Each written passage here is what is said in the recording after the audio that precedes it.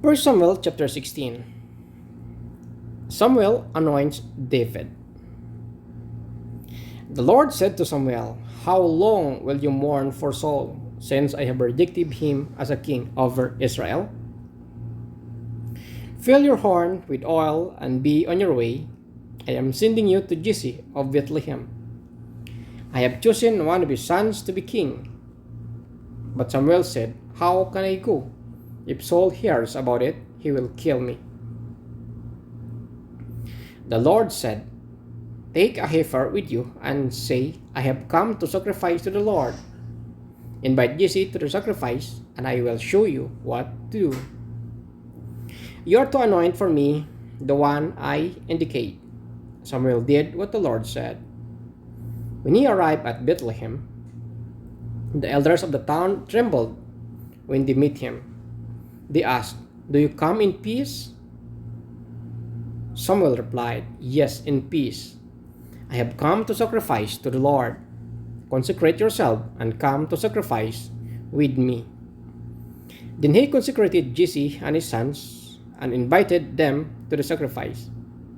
When they arrived, Samuel saw Eliab and thought, "Surely the Lord's anointed stands here before the Lord."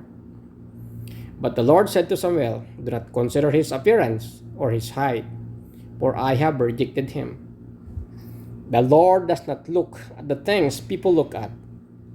People look at the outward appearance, but the Lord looks at the heart." Then Jesse called Abinadab and had him pass in front of Samuel.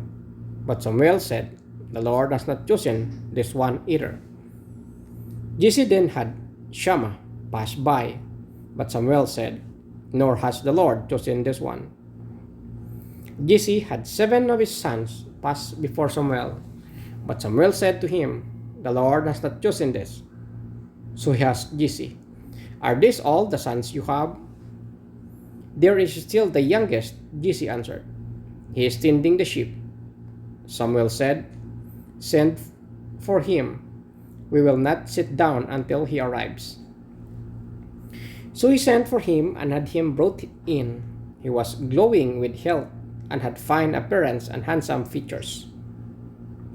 Then the Lord said, "Rise and anoint him. This is the one." So Samuel took the horn of oil and anointed him in the presence of his brothers, and from that day on the Spirit of the Lord came powerfully upon David. Samuel then went to Ramah. David and Saul's service. Now the Spirit of the Lord had departed from Saul, and an evil spirit from the Lord tormented him. Saul's attendants said to him, "See, an evil spirit from God is tormenting you. Let our Lord command his servants here to search for someone who can play the lyre. He will play when the evil spirit from God comes on you, and you will feel bitter." So Saul said to his attendants, "Find someone who plays well and bring him to me." One of the servants answered, "I have seen a son of Jesse of Bethlehem who knows how to play the lyre. He is a brave man and a warrior. He speaks well. He speaks well and is fine-looking man, and the Lord is with him." Then Saul sent messenger to Jesse and said, "Send me your son David, who is with the sheep." So Jesse took a donkey loaded with bread, a skin of wine, a young goat, and sent them with his son David to Saul. David came to Saul and entered his service. Saul liked him very much, and David became one of his armor-bearers. Then Saul sent word to Jesse, saying, "Allow David to remain in my service, for I am pleased with him."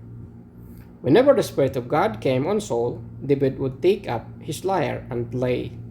Then relief would come to Saul. He would feel bitter, and the evil spirit would leave him.